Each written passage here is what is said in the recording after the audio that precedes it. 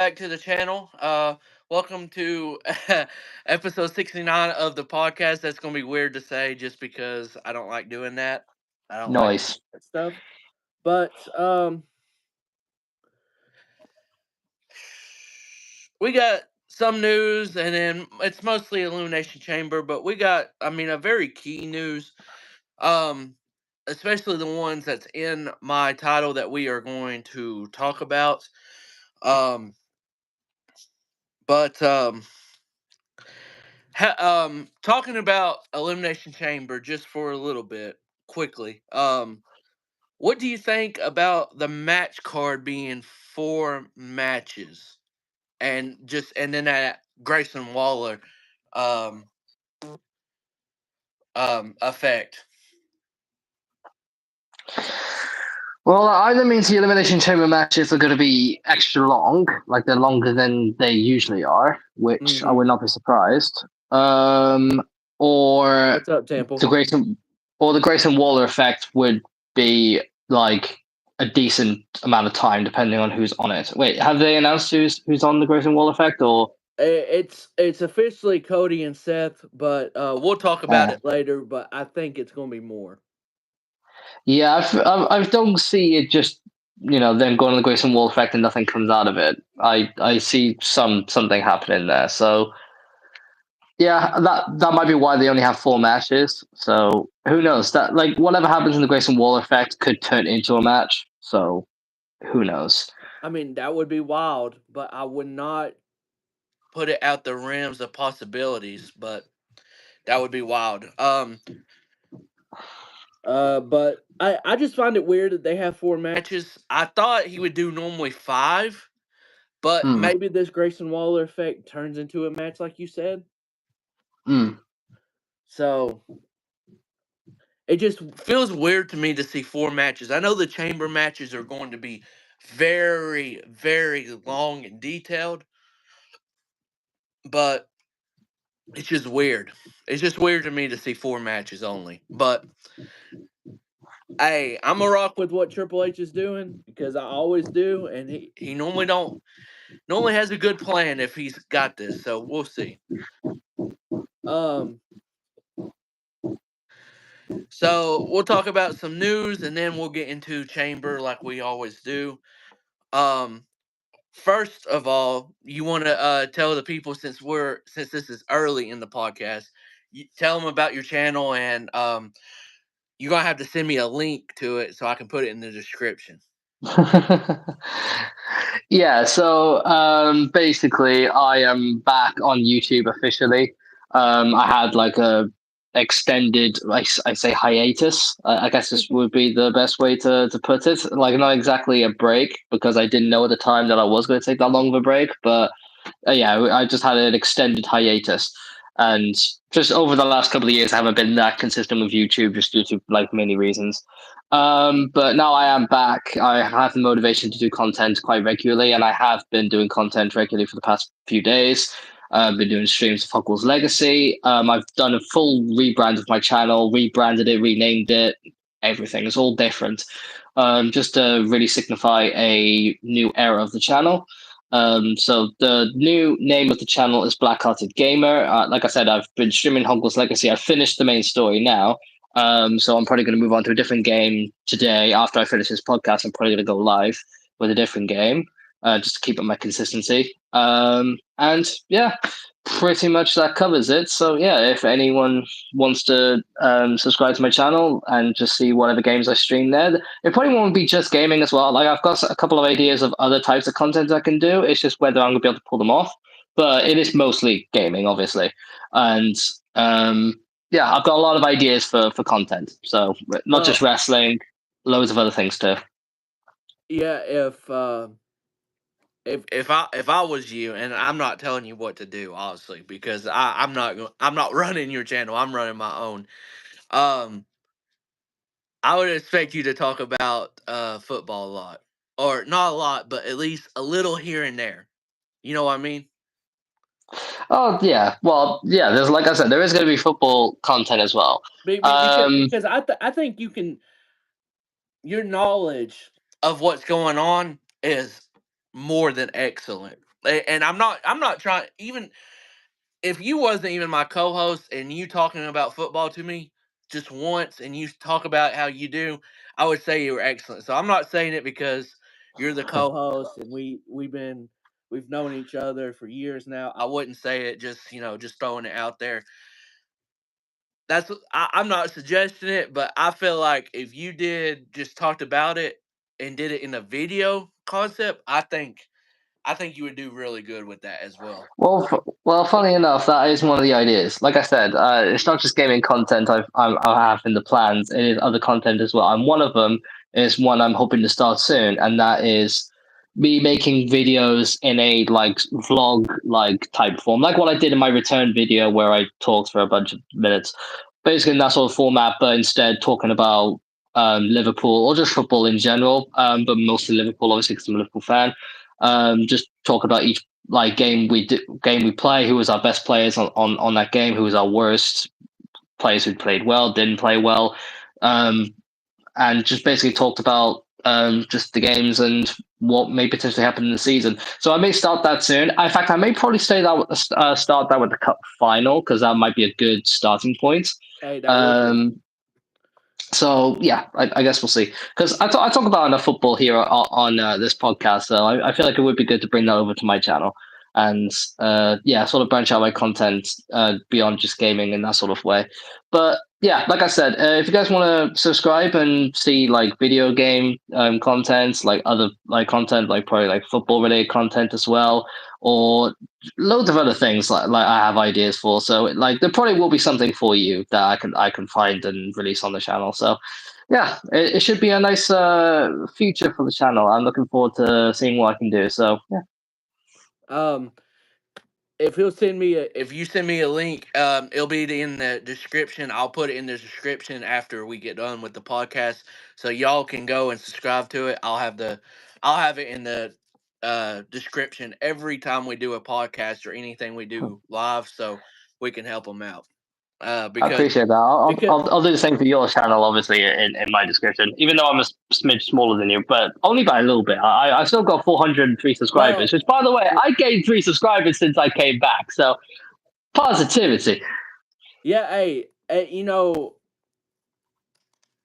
mean, only reason I got more is because I've been active more. That's You've the been only. active, yeah.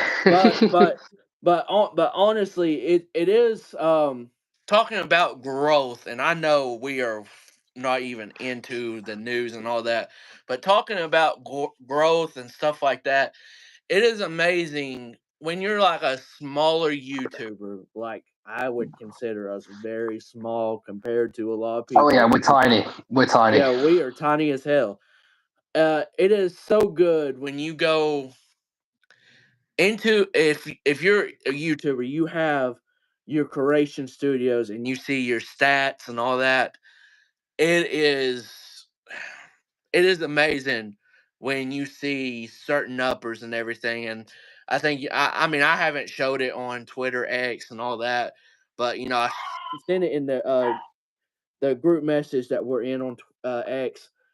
See, I'm getting better with X. It's so weird because I think I always say Twitter, but it is X now. I will never call it X, to be honest. I always call it Twitter no matter what. I always will. But but it is so amazing to see stats and you see a lot of green, like your growth and stuff like that. It is amazing. So I can't wait to for you to see that, because obviously you go into with being more active with video streams or Well, yeah. whatever you do. I well, yeah, I remember seeing a lot of that when I first started, and I was consistent. And when I was doing my main, like, I guess, like series at the time was Universe Mode. When I was doing Universe Mhm. Mode consistently back in WWE 2K18, 2K18 was like my year in terms of Universe Mode. I did a whole calendar year of shows, like from the start, like after WrestleMania to all the way to WrestleMania in 2K18, because I just live streamed every single show. Yeah. Um, that was when I received my like biggest growth on my channel during that 1 year. And I can't remember like how many I grew, but I think I grew like below 100 to like nearly 400. Like I say, about like 325, something like that. So it was quite a big growth from my standpoint. And when I was seeing like a lot of green, like I'm not a YouTuber that focuses on stats or anything. I like to not focus on that because I find if you're a smaller channel and you focus on stats, it can get a bit depressing. But when it actually is going well and you see the stats going up and up and up, it does bring a little bit of satisfaction towards it. So um, yeah, I can't wait to get back into the swing of things properly and achieve my vision, I guess, for the channel with many different types of content, not just um, wrestling content or video game content in general, just other things too. So yeah, we'll see where I can take it. Yeah, I can't wait. I can't wait where you take it. I will be greedy and say this. I hope you do universe mode, but I'm just gonna put it out there. Okay. I will try my best. I'll try my best. No I mean, I promises, but mean, I'll I try mean, my best. like honestly, even if I know when you do it, it's top notch and stuff with that. But you don't even have to do it that often. Honestly, I feel like maybe a show every 2 weeks. Honestly, I Yeah. feel like you could do Well, that, and it'd well, be like not like I said, easy but it's easier. not the weekly shows. It's not the weekly shows. The weekly shows on a consistent basis, I can do easy peasy lemon squeezy because I can live stream them and I can do the matches easy peasy. It's the pay per views that's the issue because the way I like to do them is I like to record the matches, like do the matches. Which, by the way, I'm very critical on how I do my matches. So, like, even if I slip up once, I restart the match, or I don't restart the entire match, but I restart like the match, keep a lot of the part in that I recorded, then I basically do a little like jump cut edit in the recording, and then basically mold the two matches together to make one match. And yeah, basically I'm just very hypercritical of how good the match is, or if I make a mistake, yeah, that turns to a whole thing. Then once I've actually recorded all the matches, I then go back and put in the theme music, then I put in my commentary, then I put them over to my PC and put it all together in a video editing software and put it on Premiere. It's just a whole fucking process that it just takes a long time, and a lot of dedication. So, listen, the only issue would be the pay per views, but if I can find a way to like reliably and quickly like do them, then yeah, I feel like that's something I can easily do. And also another thing that I used to want to do all the time is like graphics, match graphics, but I'm personally very shit at making them. So I used to have like a couple of people make them for me in the past, but no one has ever been like reliably able to make them for me, if that makes sense. Like if I ask them, Oh I yeah, have to wait yeah, like yeah, two I yeah. have to wait like 2, 3, 4 fucking weeks in order to get them. And I'm just like, I could have gone this pay per view out by now, and I'm still waiting on these damn graphics. So it's just one of those things where I need someone to reliably make the graphics for me if I'm going to do graphics, and if not, then I'm just going to have to ditch them completely. Because I like to be proper I feel you on professional. that. I like to make it look realistic with match graphics and everything. It's just how I liked my style of universe mode. I liked it to be very realistic and very, yeah, very Okay, simulation I feel style. you on that. I feel you on that. And that's one thing I'll probably talk to Yusuf about because I don't want to do match graphics all the time. But when Mm, it's big, I think I will.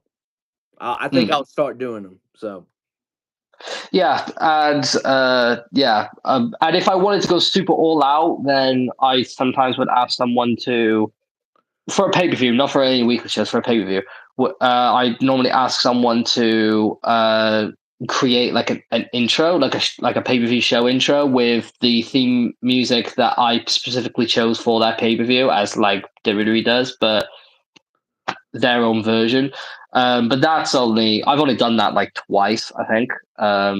So yeah, it's not something I've done like all the time. But yeah, it it's that side of things. It's the little like things I like to do to make it seem realistic that I may have to drop completely if I want to do universe mode consistently and reliably, unless I have someone who's going to reliably do them for me and quickly when I need them. That's the only issue. Because again, I'm very shit at all that. If I could do all that myself, then there'd be no problem. But I'm very personally shit at that. So yeah, Uh, and I mean, I don't blame you. I don't blame you, but it's going to be amazing to see your growth and just see what you do. Like I said, it's going to be in the description. His channel. He'll send me the link after this, and it'll be in the description. So if you want to subscribe to him, if you don't, I don't know what the hell you're doing, but you better be doing it. Okay. appreciate it. So we the first 16 minutes we really talked about all that, and it's just one of those things I love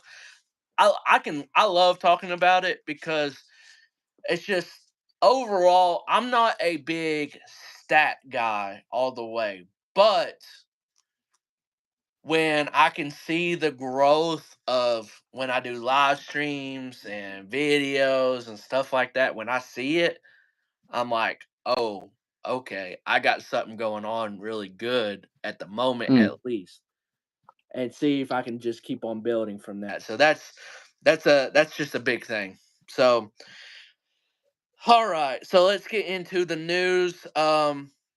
Big stuff on the AEW side. I know we don't talk about AEW that much, but when it comes to certain stuff, I will talk about it. I don't watch it.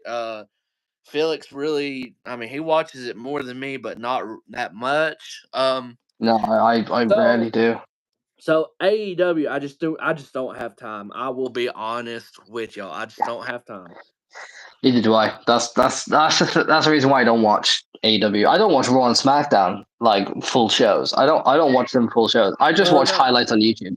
I don't get to. Well, unless I'm off, or I take off or something on a Monday and Friday, I don't get to watch most of it. I will watch at Some least half of it for the most part. Sometimes I get lucky. Sometimes I get lucky in work, and Raw SmackDown is on one of the TVs in work because I work in a hotel. So like the TVs, they sometimes leave the TVs on during the night for some reason, and it's on like the channel that like Raw and SmackDown is on, and sometimes it's on there, and I just like while I'm working, I just quickly grab a glance and watch like 5 minutes and go back to doing work, and every so often peer over to see what's going on. So sometimes I watch Raw and SmackDown via that, but a lot of the time I just watch it via clips on YouTube because I don't have time to watch the full shows. Hey, hey, don't try to fool us. We know you be switching the channel to it, so it's okay. It's okay. No, generally, like they sometimes they do leave it on that channel where it's Raw and SmackDown. I was like, well, I mean, if you're gonna do that, I'm not gonna complain. No, no, no. But AEW side, there's a lot of frustration inside of the locker room where um they can tell that the ticket sales and all that is just they just seem cold, which I mean with the ticket sales they are cold in this aspect of that. Um but there's just a lot of frustration that it feels like they feel like Tony Khan thinks it's all right, and he's just acting like nothing's wrong with it. He's just trying to act like it's normal, everything's normal. So, I mean, honestly, my question is, with some of that frustration with some of the locker room in AEW, I feel like that frustration is going to some of them are just going to want to leave, like eventually. Because to me, and we've talked about it, and I've seen so many people on Twitter, on even on YouTube that has podcasts that I watch talk about this topic. And it's mind boggling to me that I mean some shows, okay, they do good. It's like that's what you're supposed to do. You have you're talking about a stacked roster.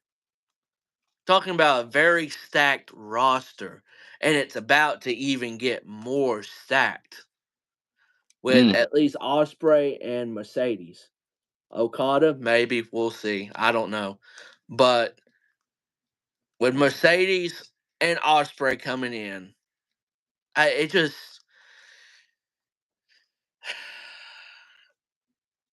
I don't know. I just honestly, in all honestly, I don't know. It's kind of frustrating for me because like even if I don't watch it, I want them to do good because that means WWE Mhm. is going to be forced to have to do good. We're going to get Yeah. good wrestling way better than what we used to with the old man. And Hmm. see that's like that. Like that's something to me like it's just good for the business. So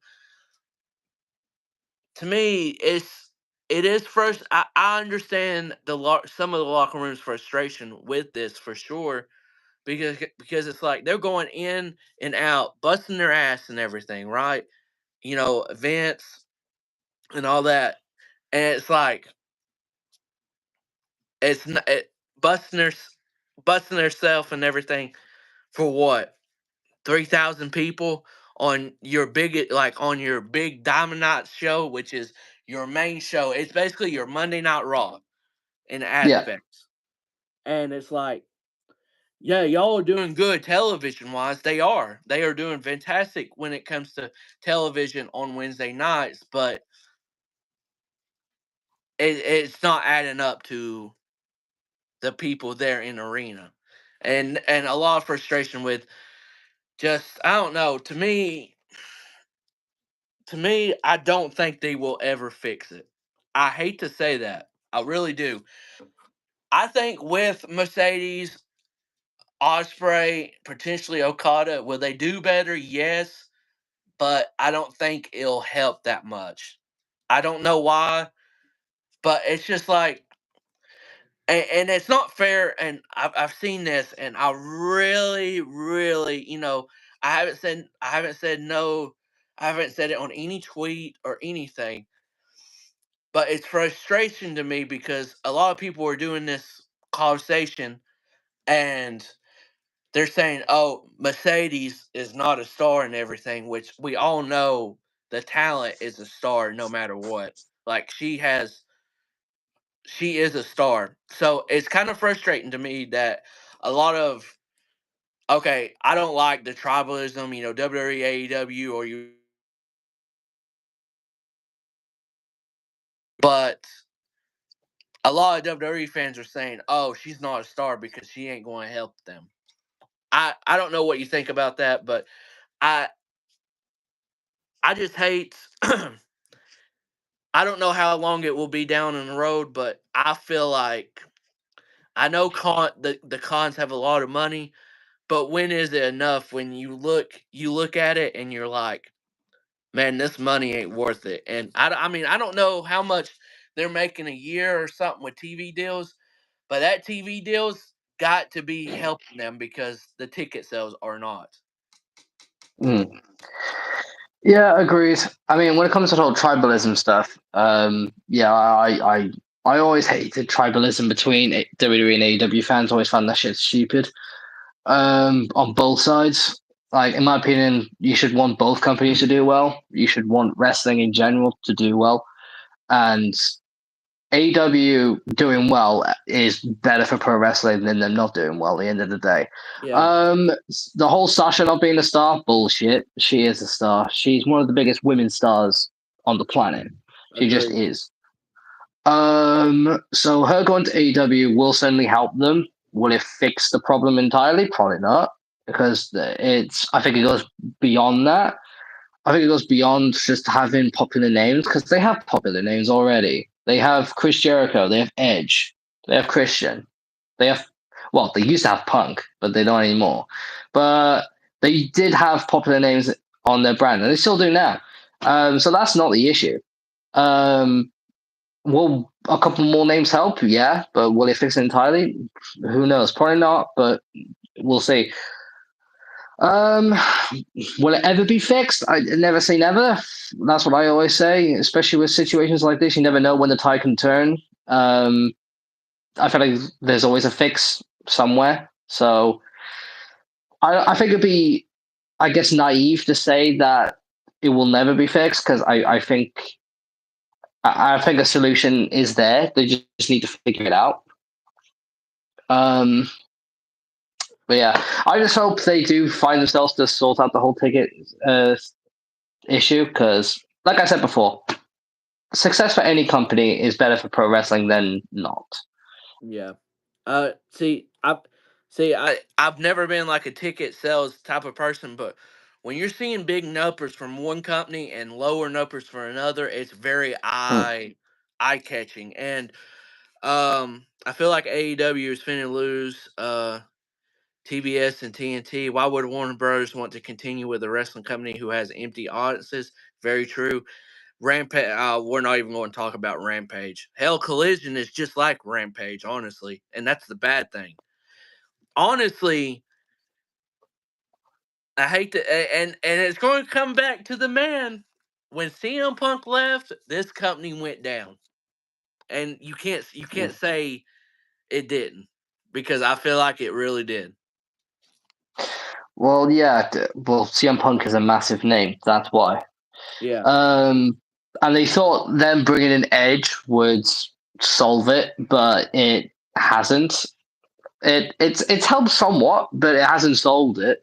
But that's just because of how massive a name Punk is and the popularity with the hardcore audience. And like especially when he freshly came back, like you're not gonna find any bigger name than someone who hasn't been in wrestling for like 10 years. So that's the whole point of it. And Edge, was away from wrestling for a lot of years, but obviously he had his run with WWE and before going to AEW. So the whole mystique, well, not mystique, but like the freshness of Edge coming back is now worn off. So that whole thing is not helping Edge's case or AEW's case, like it did with Punk. WWE sells out Raw and SmackDown each week, bro, and AEW is massive names too. At the end of the day, you got to make actual stories and book better women's matches. Women's matches, yeah, you are bang on there. The women's division, I've said this on the podcast in the past, and I'll say it again. The women's division is absolutely terrible on AEW, and one of the main reasons why it's like this because they just bring no focus to their women's division. The only name in the women's division they really focused on is Tony Storm.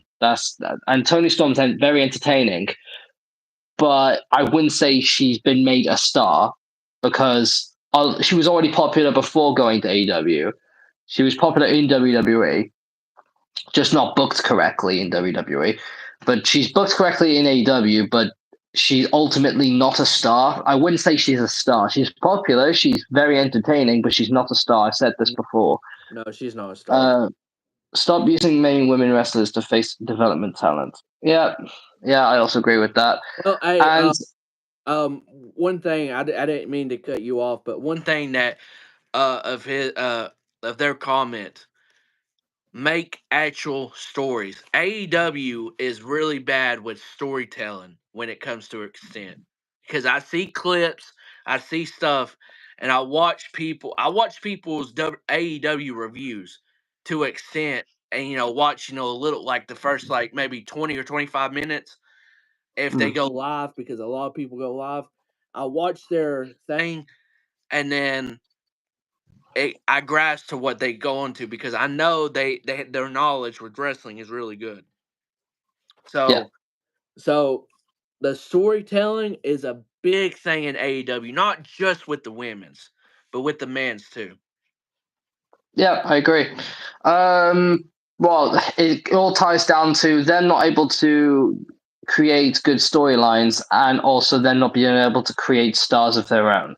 The only main stars that they've been able to have is people who they've brought in that have already been made stars in the past, like people who were stars in WWE or from New Japan or etc. etc. Like think of the biggest names that they have in the company. Pretty much all of them have been a made man somewhere else. The biggest example I can make of them making a star is MJF. That's pretty much it. Mm-hmm. That is it. And I'm sorry if you AEW's been around for what 5 years now. 2019 they first formed, right? I think. So Yeah. around 5 years they've been a company, and I'm sorry, 5 years and you've only been able to make one star. Not good enough, Chief. Not good enough. And to an extent, for the women, to an extent, Jade Cargill. To an extent, they did make her somewhat a star because now, as soon as she's left AEW, there was this big hype around her, and now she's in WWE. So to an extent, Jade Cargill as well, but borderline 2 in 5 years is not good enough, nowhere near good enough. And yeah, I can't think of one storyline that AEW has done that's made me want to tune in. That when I see on the timeline or when I see pop up on YouTube or whatever, like I see like any sort of headline or whatever, grab my attention and go, I'm going to click on it. I'm going to see what's going on. I No storyline has grabbed my attention, basically, and I think that's an issue because a lot of hardcore fans in WWE won't watch AEW because of the same reasons as us, because we simply don't have time, or for many other reasons, right? So some people won't watch AEW, and in order to watch AEW, they'll need to grab their attention, but they don't. They don't. They don't grab my attention. They don't grab your attention. They don't grab a lot of people's attention. And that is why they're in the issue they have now. If they created storylines that grabbed people's attention and kept their attention, even if it's just for one storyline and one bunch of wrestlers, it's eyes on the product and it'll spread to the rest once you build it up. It's simple. But they don't do that. There's no way Ospreay was available for next week before Revolution. It makes no sense to me. Why couldn't you announce Malachi Black versus someone in singles match finally? That's another thing. So certain wrestlers, the way they've been booked as well, like Malachi Black is an utter disgrace. How has Malachi Black not been booked in a singles match for as long as he has? It's an utter disgrace. He's one of the best in-ring wrestlers, I would say, in their company. I would go that far. And there's a lot of great wrestlers in AEW in terms of in the ring, but I would put Malachi Black up there with the best because I've seen what that man can do many a time, as has all of us when he was in NXT. Some of the absolute bangers he put on in NXT, and also on the main roster too. Not as many, but some on the main roster too, but mainly in NXT. Oh my god! So him not being utilized is a disgrace. Miro as well. Yeah, you were right about that. I don't know where Miro is. He got used for Andrade's last match with the Lana angle, and that was it. And I've heard people say, and I think this is a good point. Adam Cole, he's booked nowhere near as good in AEW as he is in NXT. Like he just doesn't have that same aura. So, like, even with stars that are previously made stars or made like into made men in previous companies like WWE, even when they bring them in, they don't have the same feel once they're in AEW. Like Samoa Joe, I would say, is around the same because he's AEW World Champion. He does have a bit of an aura about him, Samoa Joe. But like someone like an Adam Cole, for example, I love his theme. I love his theme in AEW and all that. I think his presentation is somewhat decent, but I don't know. It's just something about Adam Cole, the way he's been booked and the way he's been portrayed sometimes. He just doesn't have that same aura for me as he was when he was in NXT and he was in the Undisputed Era and all that. Like Adam Cole back in NXT was untouchable, unstoppable. And just this Adam Cole on AEW just doesn't give me nowhere near that same feeling, like anywhere close, which I feel like they've dropped the ball on because I know Adam Cole can be that good in with anything he's given and anywhere he can go. So that's also another thing. They don't know how to book certain people correctly or portray them in a certain way, which is an issue. Yeah, it's a big issue. But I mean, I'm not going to talk about more about it, but it's just I really hope whenever Adam Cole does come back that I don't know, man. I don't know. I don't know. I don't know. I just I really do wish for the best for him, just AEW as a whole. But dog, it's just a lot of people, and I mean, even some fans that watch AEW die hard are like, man, some of this stuff sucks. So I don't. And the thing is, like this is the best way I could put AEW really.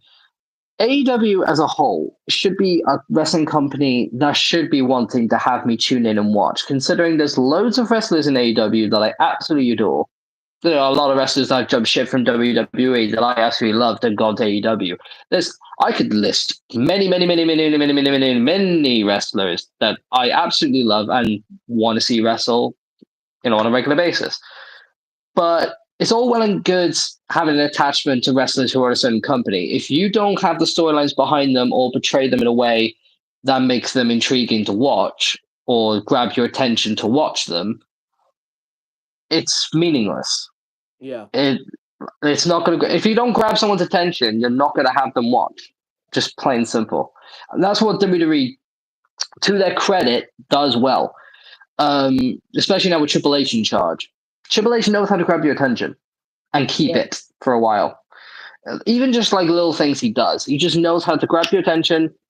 Especially like with the bloodline stuff. Like anytime you hear the bloodline is like anything to do with the bloodline is happening on Raw or SmackDown, you're watching. Yeah. Or like a certain name pops up, or Cody. Cody's another example. If you hear Cody's going to be on Raw and SmackDown because of how popular he is and how much of a star has been made, and the storyline that's around him being as hot as it is, once you hear that Cody Rhodes is on Raw and SmackDown, he's in a segment or a match, you're going to watch it. Mm-hmm. So tell me what I'm telling lies. But AEW don't have that. AEW don't have that sort of thing with anybody.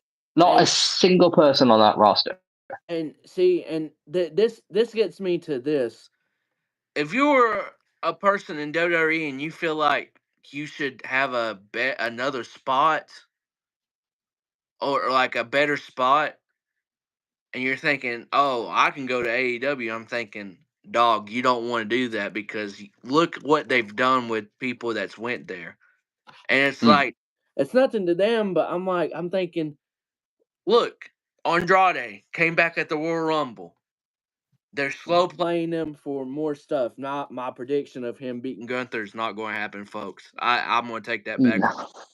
I'm going to take that back right now. Okay. That was a wild shout when you first said it. I was like, I don't know about that one. Was a wild shout. But we'll talk about Gunther and all that and we'll talk about that. Yeah, look at Andrade. Like Andrade's a great example. Andrade went back to Royal Rumble. What have they done the last 2 weeks on Raw? Show a package talking about Andrade and what he wants to do. Simple. A simple 2-minute video package. Why can't AEW do that, dog? It's all about building hype. That's just all it is. It's all about building hype. Like you don't have to say if you bring someone in from a different company, you don't have to have them show their face and be in matches right from the get go. Just have a video package, just hyping them up a little bit. I mean, like each week by week. That's what WWE does so well with these video packages. Even when someone, like, for example, goes from NXT, goes up to the main roster, and they don't have them show up right away, and they hype them up with video packages. Or say someone is making a debut in NXT, like this, like three faces, like Japanese, like sort of thing with vignettes that they've been doing in NXT with this debut, and I don't know who it is, but that's something that WWE and NXT do very well. Whenever there's a debutant or a return or something like that, at certain times, they like to build hype by doing these vignettes or these video packages. And it's a small thing, but it helps. It helps build up hype. So when they do show up, it grabs people's attention. So, and it's something AEW should be utilizing as well, but they don't. They're saying there's Okada. It could be Okada, but I've also heard that he's jumping to AEW. So to be honest, I don't know. If you'd asked me a couple of weeks ago, I would have said it's Okada. But since I've read that he's going to AEW, well, most likely he's going to AEW, I don't think it's Okada anymore, unfortunately. But if it is, I am gonna pop like fuck. But at this moment in time, I'm doubting it is. I think the person it is going to be Tangam Tunga. Because Gallows and Anderson showed up on NXT this last episode out of nowhere. And they have ties with Tangam, so in my opinion, I think it's Jacob Fatu. Why would that make sense with the whole Japanese thing? Like, it just wouldn't fit his character. Like the whole the three faces, and it's a Japanese like folklore sort of thing. So I don't think it's Chicken Fatu. So yeah, I'm more in line with what Tyler's thinking. Um, I'm thinking that, to be honest with you. Yeah. But that's all about that talk. They thought they might bring up Baron Corbin back up to the main roster with Braun Breaker, with them on the roster being called, and this is the new tag team, Spear for Days. I like the name. But um, I think let Baron Corbin stay in NXT a little bit longer, and then bring him up eventually.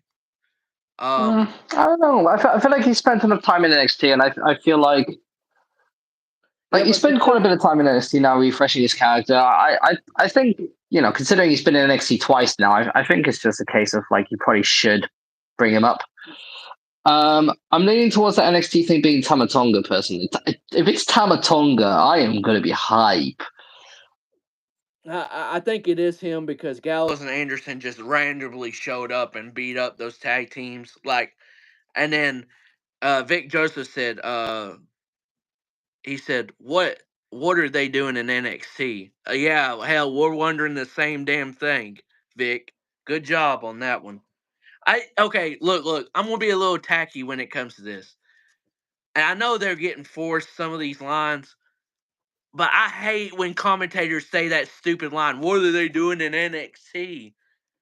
Or, something like that. I just don't like that. I mean, I get it, but I just those little ticky lines I I don't like. Okay. All right, I'm done. But Baron Corbin, I agree with you. I think Corbin's Do, done do, his. do you know what? Wait, sorry to cut you off, but do you know another commentary line that pisses me off? They don't do it as much anymore, thankfully, but they used to do it, especially Michael Cole used to do it a whole lot, and I'm pretty sure you said it to say it on certain returns. But whenever like someone returns and Michael goes, "Oh my, is it really? Is he here?" And it's just like, oh, Cole, his music is hitting. What do you think? Who do you think is here? Like that sort of thing really did annoy me. But luckily now, whenever like something hits, normally Michael Cole is silent until the person comes out, then he reacts, but it's not as cringy. So Yeah. yeah, Michael Cole's a lot better nowadays. Personally, and I mean, I know he's in these allegations, but when Brock returned in 2021 at SummerSlam or 2022, that was one of my favorite Michael Cole. How he reacted. Yeah, because he waited until Brock actually walked out before saying anything, and it made the moment feel better because you had the crowd pop when the music first hit, and the crowd went ballistic. And then Brock waited a while before walking out, and then once he walked out, and the crowd saw him, the crowd did like a second pop for him walking out and seeing him. So it just yeah, it made the moment feel better, and Cole like sold it very well too. Yeah, I agree with you on that one, Felix. Yeah. Eddie Thorne from NXT and also former NGPW fight Tonga before. I don't think so. I'm leaning towards Tamatonga. But yeah, continue on, Tyler. But yeah, I do think Baron Corbin's time from NXT should be gone. I do agree with you with that. Corbin's done a really, and salute to Shawn Michaels for letting him redesign himself. I'm gonna say Yeah. redesign himself. Yeah. And Well, how can I best describe it? It's like Lone Wolf Corbin, but different. It's like a different version of Lone Wolf Corbin. It's like an evolved version of Lone Wolf Corbin. yeah, At least he's got away from all the shitty gimmicks he had on main roster. Like the only one that I somewhat liked was Constable Corbin, just because him being the heel, like dickhead Constable, was quite funny at times. Actually, no. Um, oh, was it Sad Corbin? Sad Corbin was a funny one. That I will yeah, admit, it was yeah, funny. yeah. So yeah, but the majority of his gimmicks were bleh. Apart from Lone Wolf. Lone Wolf will always be my favorite, but the one he's got right now in NXT is very good. It's the best one he's had since Lone Wolf, in my opinion. And what I will say, him being in NXT for the time he has been has also made him improve in the ring too. I've seen Yeah. some highlights of him in the ring in NXT, and my God Almighty, he's gotten a lot better. As I see him doing some shit, I'm just like, where was this for like the other 8 years I've known you as a wrestler? What the fuck? See, it's like it's when you give someone some confidence and let them do their stuff how they want to, Mm, it's like a damn light bulb. It's like just different, you know, mm, just overall. Because I've always liked Corbin, and I know this is maybe a iffy thing. I've always liked Corbin as a wrestler, no matter what. mm. I've always liked him, um, personally, because I think he's always been a good, bad guy. But now I would say he's like a tweener, like in the middle right now.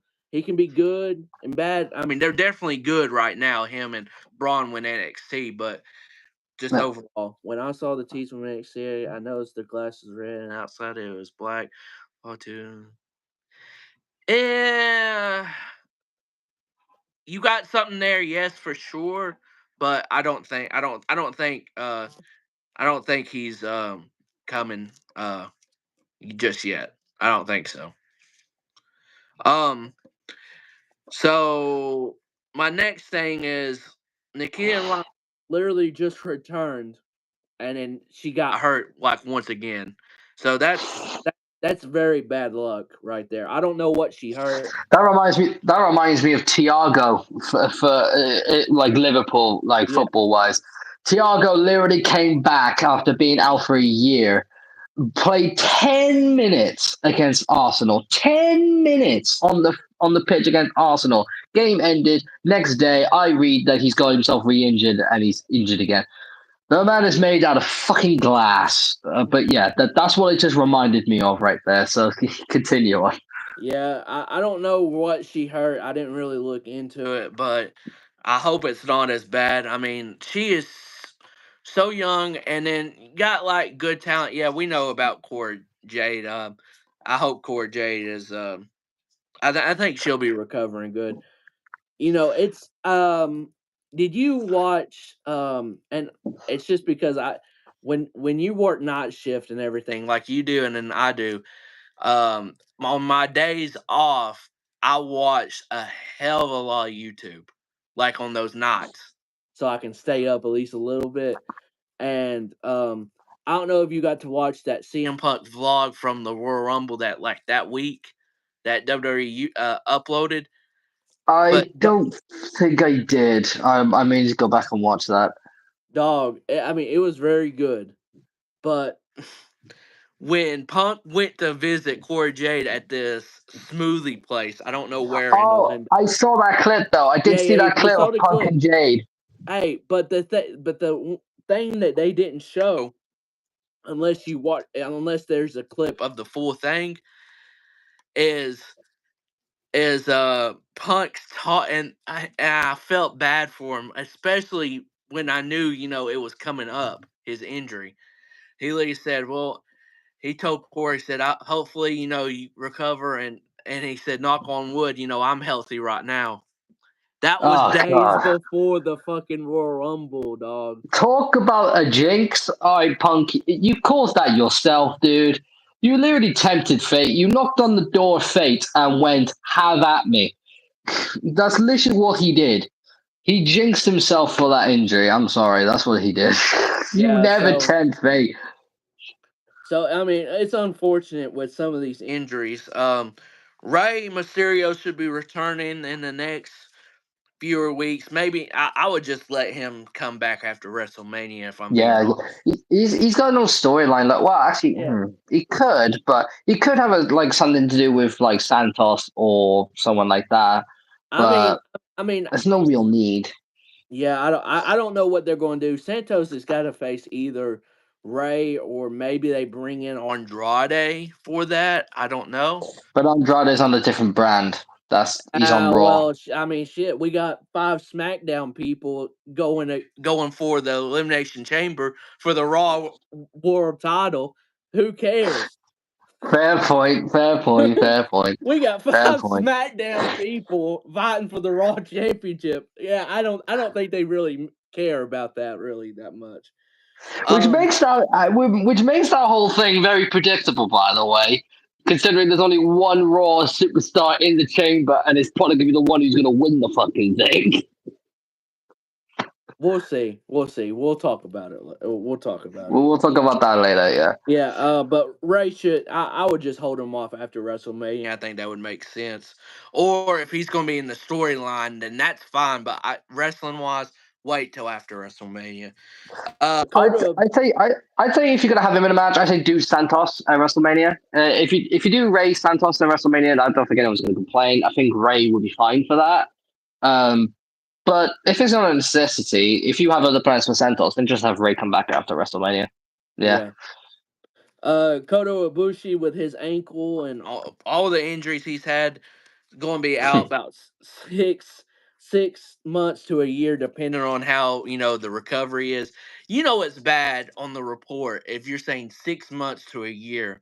You don't know when he's going That's to a big return. time gap. That's a big time gap. Yeah, that's a Yes, it 6 months is. time gap. It's just like, ooh, that could be Yeah, anything. yeah, that just bad. So Elimination Chamber is really going to be very telling because a lot of people don't know what the plans are for LA Knight at WrestleMania. They don't know if it's going to be Logan Paul or That's what or my guess would be. or and this is a dark horse, and I would not put it past them. LA Knight to win the chamber, maybe.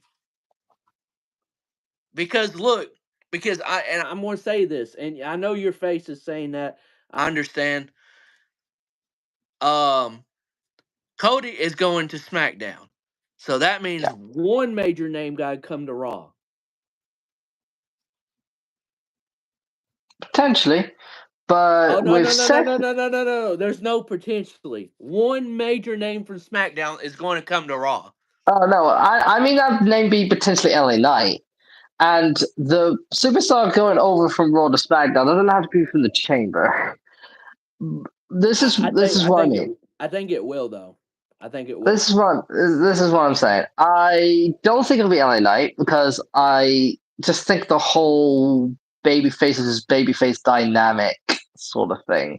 Like, 'cause Seth is a big popular babyface, and obviously LA Knight is the same. I just don't think that would work.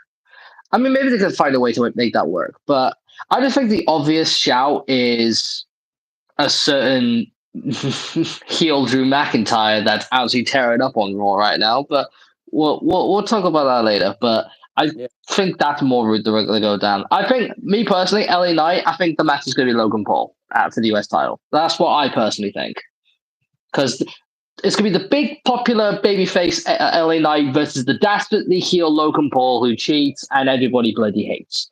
It's the perfect lovable guy versus hateable guy dynamic. It's literally the perfect match you can do between those Yeah. two. In my Uh personal opinion. Josh, I don't mind them starting it at that time. I just wish they started it at least by 7 a.m. So I wish You know it what? was. Hey, only reason I wish they started at 7 a.m. I'm literally going to be at work at 5 a.m. Mm. So that's the part But that's but I do rate that, Josh. Yeah, finally the Americans finally get to feel what we have to feel for shows. Yeah, I the pain I and suffering we have to go through. I'm going to tell one of my team leads to put. Okay, so not telling you what I do at work. There's one half that I'm on this cart where I'm taking pieces to the line, and then there's this other one that I'm on a tugger driving. If I'm on a tugger driving, no one's going to see this hopefully, but when I'm on a tugger driving, I there's more leeway with what. Hmm. Oh, Tyler's frozen. Tyler's frozen. I think. Tyler. Tyler. Are we good Hey, now? he's back. He's back. Yeah, there we go. He's back. I lost you for a minute. I was like, he's fucking frozen. Hello. Yeah, yeah. I don't know. I guess someone from work must have saw that and was like, "Oh no." Yeah, don't fucking say anything, Tyler. God damn it! Don't fucking spoil our secrets.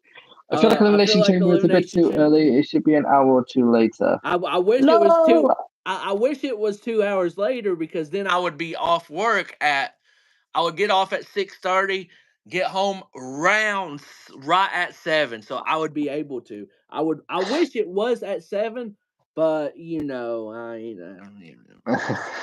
Well, considering it's over in Australia, it's difficult with the time differences with the shit yeah, they have to do. yeah, So yeah. it's a It sort is. of thing where it's just like you're gonna have to deal with it. But for me, it's actually a very convenient time because basically what's gonna happen? I mean, I'm still gonna be utterly shattered beyond my life because what's gonna have to happen for me because it's on at 9 in the morning. Well, 10 a.m. for the actual show, but the watch party that I'm going to opens at 9.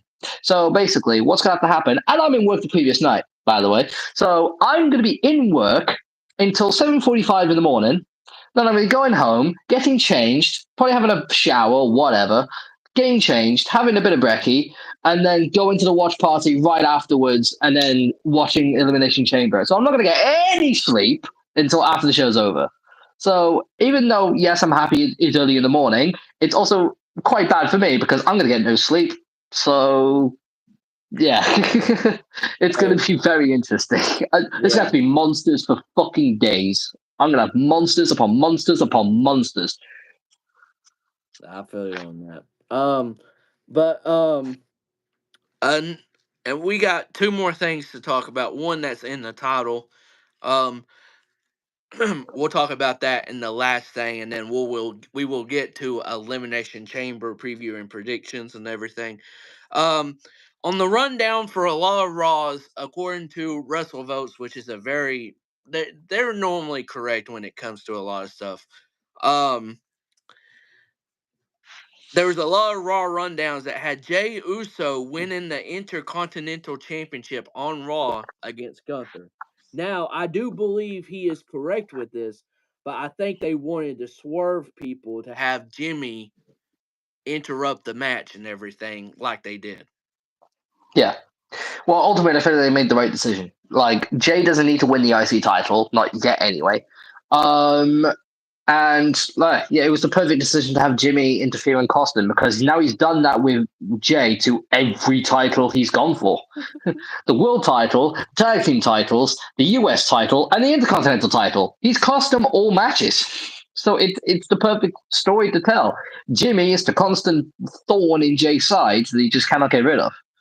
And Yeah. is why they're going to face off at WrestleMania now, which I'm very excited for. By the way, I feel like that's going to be a banger. That's going to be like, like everyone's going to be looking at the match card and everyone's going to be going like, oh, this match is going to be a banger. This match is going to be a banger. This match is going to steal the show.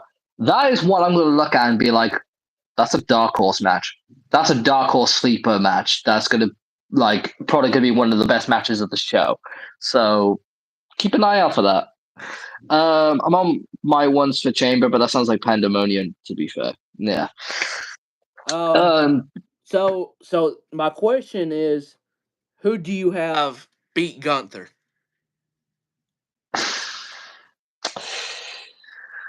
my dream person to beat Gunther,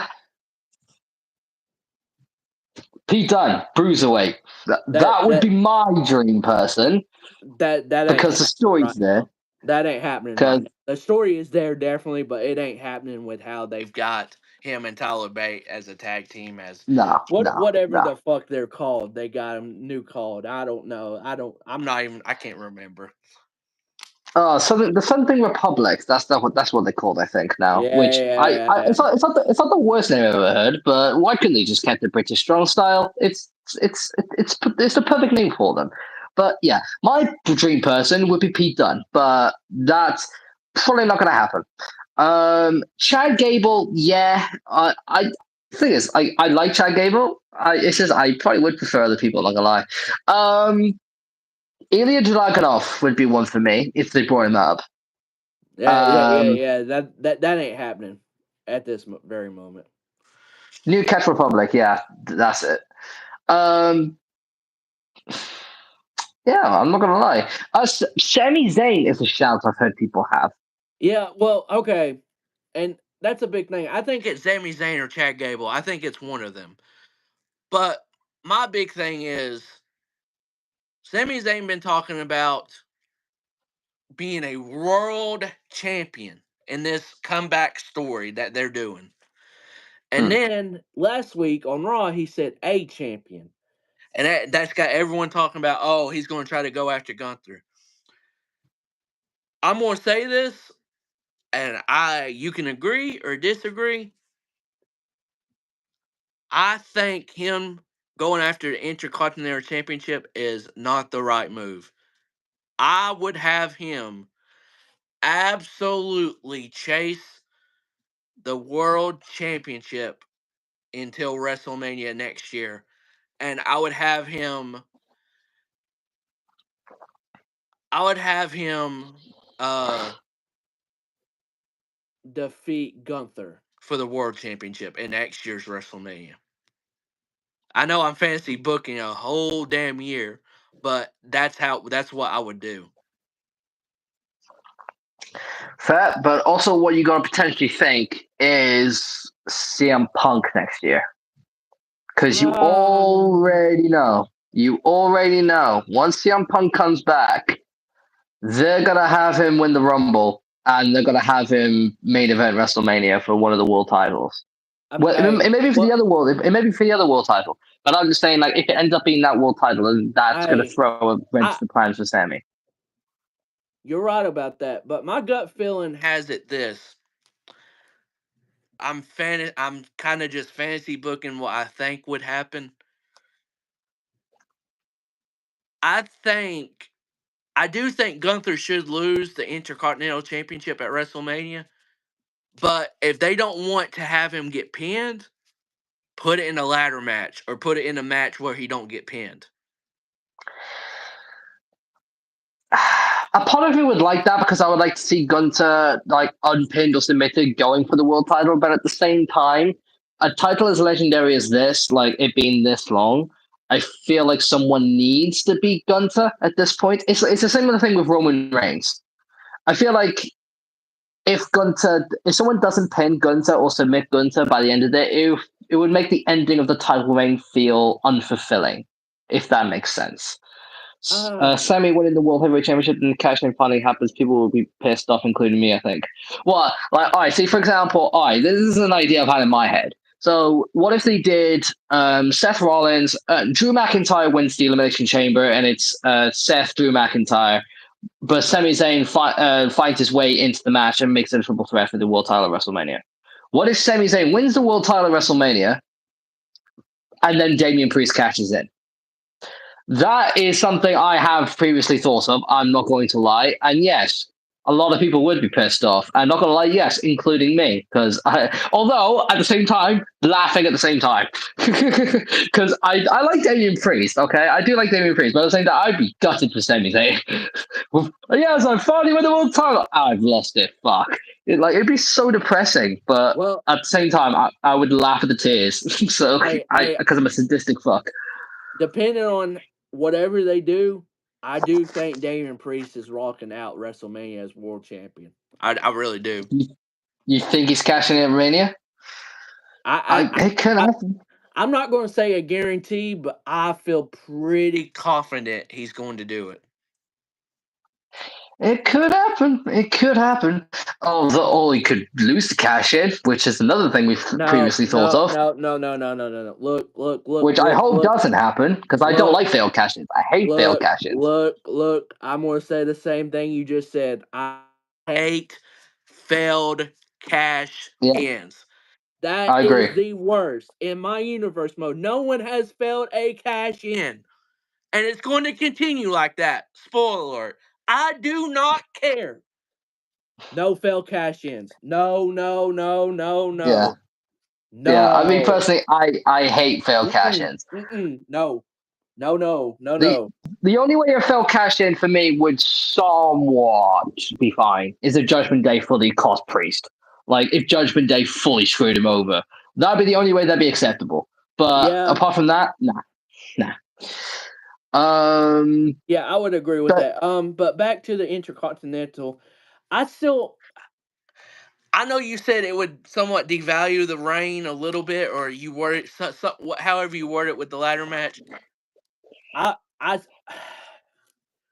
I feel like what Triple H is wanting to do is Gunther, however he loses the Intercontinental Championship, and for some reason I just feel like you're gonna have Chad Gable. I think Gable's gonna be a part of that match no matter what because he's been talking about the chase, and he said I'm gonna come back to the chase. He's been saying that one against Ivar. I don't know if we're going to get that one-on-one match, but he's going to be a part of the Intercontinental Championship match, whatever they do at WrestleMania. I feel like that is guaranteed. Say if they do a ladder match. Say if they do a ladder match, and there was other people in the match. Under the name, that is a shout. Sheamus. Yeah. So I mean, but if you do 6 man, which I mean, I feel like you have to do at least 6. With Gunther, Gable, Sheamus, who are the other 3? Good question. I mean, you could have qualifying matches leading into WrestleMania if they did that. Yeah. I would say I would give Andrade one of the spots. Andrade probably would be a shout. I probably again this would be depending on a call up, but Ilya Dragunov, if he were to be called up, I'd say him in there, but I think he gets called up after Mania. Um, maybe Braun Breaker. I could perhaps see that because I have heard rumors of Braun Breaker going for the IC title, so who knows? Yeah, I don't know, but Yeah, it's a weird one with Gunther. It's a weird one. yeah, I mean, I know you don't like the ladder match thing, but I'm thinking long term when it comes to this. I'm thinking Gunther wins Money in the Bank, calls his shot at Bash at the Berlin, and wins it, and and he carries it to WrestleMania, and then you could have Sami Zayn beat him then. And I think that's his first. I think his first pinfall because of how they've made Gunther look so. I mean, Gunther is presented like the best. I don't care. Mm, Seth is not the best. Yes, Roman's presented really well, but his ass shows up once every 2 months. mm. Someone that shows up a lot and everything and presented well almost every it seems like a lot of the times. I think that I think him losing the world title whenever that is, whenever he does have it, um, I think they want to wait till then. But I mean, it might happen with the IC championship, but I don't know. I I think think that I think Gunther winning the world title at Bash of Berlin. I feel like that is a shout. I feel like that is something that could easily happen. The only flaw with how you described it is Money in the Bank. I him winning Money in the Bank, unless he did somewhat what you said and like called his shot, not like cashed in after someone's been like after the champion's like hurt and all that. It would have to be like if Gunther wins Money in the Bank, he literally like tells the champion, "All right, Bash of Berlin, I'm cashing this in. Just a normal singles match, you and me. Let's fucking do this. I'm gonna beat your ass," sort of thing. Like that sort of way of using the briefcase. If not that, then don't have him win the briefcase. He doesn't yeah, need yeah, it. yeah, yeah. Because the way Gunther is, he's going for a RVD and just basically say, "Hey, this not bam." That's why I think he's not one to cash in on someone injured. He's going to say, "Hey, No. I want you 100%. We're going to have this match." So Yeah. I could see that So happening. I mean, we'll see. Well, I don't know. I think we're going to get more answers coming in the next week or so. We yeah, got to see who but Gunther's facing, man. yeah, but that's why, in my personal opinion, Gunter wouldn't be the one to win Money in the Bank next year. I just don't think he's a superstar that would ever need Money in the Bank. So that's personally why I would never have him win it. But yeah, in terms of who beats him for the IC title, It's a toss up. It's a toss up between a few names. There's not one standout name that screams out to me. I mean, yeah, there's Chad Gable in terms of like I'd say the popular name, but I don't know. It's just whether WWE would go for it, but Man, we'll see. man, I mean, I just don't think Sami Zayn should not. I don't think he should be near the IC title right now. I don't think Hmm. so. That's just me, man. That's just me. But I think it should be Chad Gable. But the last bit of news, and it's unfortunate news of coming out, that it's been out a little bit. Ashley Massaro, that passed away. When I don't know when, I can't remember when she passed away and all that, but um one of her, and I'm going to use this as quotation marks, basically, one of her friends was on a news show or something like that, and basically said that a lot of people in the company knew what was going on, even Stephanie, which I we're going to get into that to an extent. I don't really want to talk about this that much because it's just some details I just don't like talking about that much. Um Hmm. She died 4 years ago, by the way. 4 years ago. Damn. Um, and the so-called friend, which the daughter of Ashley did a lot of tweets on Twitter and said she's more of an ex best friend and didn't really talk to her that much before Ashley's passing and all that. And so a lot I don't know if you looked or seen some of this stuff. You probably have, but or maybe you haven't, but it's just some of this stuff just seems, I don't know, and it's connecting. All of this always connects to Vince McMahon. Oh my God, I cannot believe he's still. I um I can't believe he's not in jail right now in bars or something. It's kind of unreal that he's not, because this is another thing that came out that he covered up, and I'm like, good gracious. And so I'll tell you why he hasn't been locked up, yeah, and how he's been able to cover all this up for so long. Money, money, money, money, money, money, money, that money. that eventually stops. I'm telling you, it has Mm-hmm. to. Mm-hmm. but But yeah, this news with some of the story that her so-called best friend or friend said that her daughter was like, she hasn't been around as a friend to Ashley even before like her passing and stuff like that for a while. So I don't know if she fabricated some of the story. I don't think she fabricated a lot of the story because it just sounds like something Vince and all them would cover up. But I find it odd that she named Stephanie knowing about this stuff. I don't think Stephanie is that type of person, though. I mean, I know she's Vince's daughter, but that don't sound like a Stephanie type of thing, though, to me. No. so I mean I'm just going to truly hope That that part of Stephanie being in that situation, I hope she wasn't. I really hope, because if it was, I don't know. I don't know. Just just awkward stuff.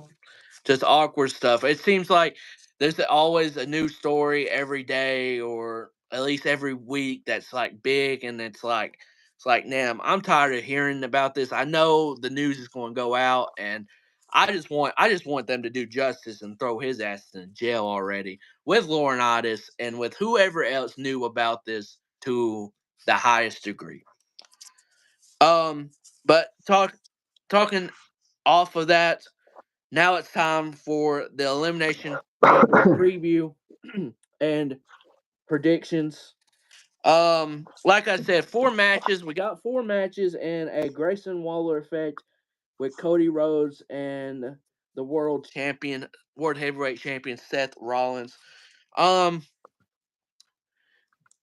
uh, we can start off with the women's chamber, as it seems very predictable. Very predictable. In my opinion. But I want to start off in saying these chambers are stacked. Stacked. Who the hell's taking the first pin in some of these chambers?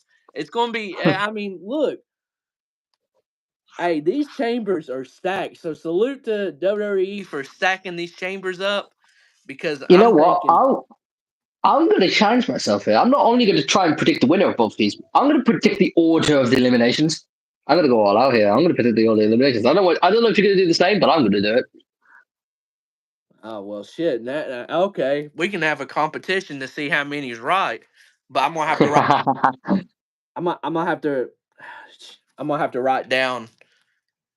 Ah, shit. I'm gonna have to write down and remember this. Are you gonna predict who comes in when? I hope not, because I don't know that. No, that could be anything. So no, we're not going to predict that. We'll just predict the order of eliminations. Okay.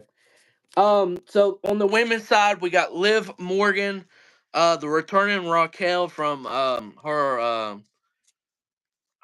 I don't know what it's called, the disease and stuff like that that just breaks the skin out and stuff like that. I saw that. As soon as I looked at that, I was like, yikes! Yeah. So Like, Christ. I mean, good on her to finally at least contain it. To a degree that she's back and everything. So I Yeah, hope. that looks nasty. Yeah. I really hope she's better. Liv, Raquel, we got Naomi, Bianca, Tiffany Stratton, and Becky Lynch, my second wife. Okay, I didn't say that. Like I said, this is very stacked. And I am very looking forward to it, because I think these chamber matches are going to be very, very, very good. And I will go Oh, on and I will go on to say the women's elimination chamber match is going to be the best match of the show. oh. To be honest, I think I agree with you because I'm sorry, but I am looking forward to seeing Naomi and Bianca Belair doing a little something in the chamber. I'm so looking forward to that. Yeah. Having a little spots, that'd be cool. Yeah, very stacked match. Very. Yeah, predicting the order of eliminations is going to be difficult. Okay, so are we doing the winner first and then the order of eliminations? I think that's how we're going to do it, right? For the men's, I will do the winner at the last, because I think the women's is very predictable. My Yeah. winner is Becky Lynch. Becky So, Lynch, yeah, Becky Lynch. It's very fucking obvious, considering they've been teasing Becky and Rhea for literally months. I mean, if you go all the way back, they've actually been teasing a lot longer than that. But like in terms of teasing it week by week, they've been teasing it like since before the Rumble. So it's plainly obvious they're going to go down this route. So yeah, Becky Lynch to win the Chamber, goes on to face Rhea Ripley at WrestleMania, and loses to Rhea Ripley. I'm going to call that right out the gate. I don't think Becky should win a Mania. I think Rhea getting the big win over Becky at WrestleMania, retaining that title, that's the way to go, in my personal opinion. But yeah, Becky needs to win the Chamber, and that match needs to happen, in my personal opinion. And in terms of the order of eliminations, okay, so we got. So the 6 is Becky, Bianca, Naomi, Liv, Raquel, and who's the 6th? Tiffany Stratton. Tiffany Stratton. Okay, so Tiffany's not going to be the first eliminated because she's going to have a good showing. I see Raquel. I see Raquel getting eliminated, like by everyone jumping on her. So I see her going first out the gate. Then I see Tiffany. Then Liv. So then the final 3 will be Becky, Bianca, and Naomi. Then I'm going to go. Bianca eliminated, and the final 2 is going to be Naomi and Becky will win the Chamber. That's my prediction. That's a good shout, but I do think Raquel will be first. I think that's and it's not in a bad way, but I think you're right of how they will just like gain up on her and do moves, knowing that. It's how she's been eliminated in the past, so I feel like it's just going to be a common thing. Like it's Yeah, she's good. Yeah, Yeah, I think you're right about that. Second eliminated, I will say it'll be actually Liv. I think Liv will be eliminated second. Um, I. Oh yeah. I, All right I then, I'm because I gonna said have Tiffany. Liv. Yeah. I'm gonna have Liv eliminated second. Okay. And then I assume Tiffany. Well, unless you're gonna go outright and say Bianca or Naomi, because I'll just shout. Oh, how you going with this?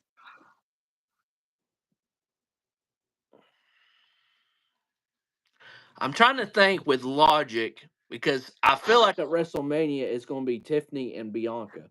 I think they're gonna have a showcase match. Because only reason is because on Tiffany's first night, she slapped Mia Yim and then looked at Bianca and said, "Hey, you can be next," basically. So I feel like Hmm. that's Going to continue. Um, and have a But if one-on-one match. it's gonna be Bianca Stratton at WrestleMania, what's Jade Cargill gonna do? Naomi? Naya. Naya? Oh God! Well, Oh God! look. Oh God! She eliminated Naya at the Rumble. They didn't do that for no reason. They didn't do that for no True, reason. true. Hey, and don't cringe with Nia Jax. Hey, I know you do not like her, but you can't. Hey, this new Nia Jax, bro. Hey, I ain't gonna lie to you. she's won me over. I know I've said this multiple times In the last few podcasts, but Triple H, man, I don't know what the hell he's got cooking up there with Nia Jax, but hey. But back to this. Raquel, Liv, and then I'm gonna do Tiffany third because I think that's going to add to the rule of Tiffany wanting to beat Bianca. So I think Bianca will eliminate Tiffany. Then Bianca goes, and then Naomi gets defeated by Becky. So the only difference we have is Liv and Stratton. So yeah, okay, because I think yeah, Tiffany will be in there longer than Liv. I just have a feeling, yeah. just Fair, by a little fair. bit. Right, we'll see. We'll see. I also just see them having Liv go longer because she's like been going up to Becky Lynch and making a big like shout at her and also like calling out Rhea like specifically quite a lot. So I feel like they might have her go at a little bit of a distance in the chamber. So yeah, it could go either way. So I feel like either of us could be right here. I feel like both of us have definitely got the last three correctly. I feel like the last three is definitely going to be Becky, Naomi, and Bianca. I feel like that's a definite. Yeah, But anything beyond that, I think, can be up to debate. So yeah, I feel like it's going to be a very interesting one. yeah. I mean, it's stacked. And I can't wait to see how it plays out. I think it's going to be match of the night, though. I really do. Mm-hmm. It just feels like, and I'm not saying the men's ain't going to be good, but it just feels like the women, when it comes to these gimmick matches that they've had, you know how they have one for the man and one for the women when it comes to Mm. certain ones. Feels like the women have just done better recently as a whole. Apart from last year, last year the men's US chamber match was Yes, fire, yes, fire. yes, yes. You're right about that. That's a match I can go So back and watch. And I know they were doing Theory and Cena at WrestleMania, but Montez Ford got robbed and should have won. oh yeah, royally robbed. yes. All right, next. Judgment Day defending the Tag team titles against Tyler Bate and the Bruiserweight Pete Dunne. Um, this is another easy one. I hate to say it, but Judgment Day is not losing those titles before WrestleMania. Yeah, I was just about to say that. As much as I love my boy, as much as I love Pete Dunne, and I want him to win those titles, and I think he will at some point, it's not going to be a chamber. No. But, there's a big but. They're going to have a rematch at WrestleMania. Not just like a 2v2. I think it's probably going to be like a multi-tag team match with probably DIY getting involved too, or another tag team. But I can see Pete Dunne and Tyler Bate winning the belt at WrestleMania. Just me personally. Well, look. I don't think they're going to win the titles. I think, and it's going to be a good feel moment because they are his bullies. It's going to be R-Truth and The Miz. Aww. It is. Oh, come on. I sort of get why. It is. I sort of get why, but come on. Oh, it's going to happen. It's going to happen, though. Yeah, I could see it. But this tag team match is going to be good. I know it's going to be good. And as long as they have Tyler take the pin. If they have my boy Pete take the pin, I'm throwing hands. I don't blame you on that.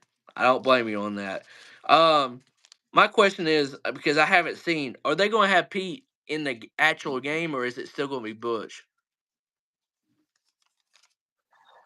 Wait, sorry?